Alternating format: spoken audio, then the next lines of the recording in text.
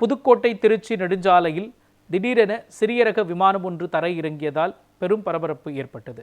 புதுக்கோட்டை திருச்சி தேசிய நெடுஞ்சாலையில் நார்த்தாமலை அருகே சிறிய ரக விமானம் ஒன்று திடீரென தொழில்நுட்ப கோளாறால் சாலையில் தரையிறக்கப்பட்டது.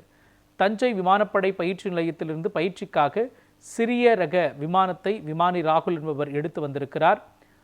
தஞ்சையிலிருந்து காரைக்குடி நோக்கி பயிற்சியில் ஈடுபட்டுக் கொண்டிருந்த பொழுது சிறிய ரக விமானத்தில் திடீரென தொழில்நுட்ப கோளாறு ஏற்பட்டதால் விபத்தை தவிர்க்கும் பொருட்டு நார்த்தாமலை அருகே தேசிய நெடுஞ்சாலையில் விமானத்தை இறக்கியுள்ளார். இதனால் அப்பகுதியில் போக்குவரத்து பாதிப்பு ஏற்பட்டது.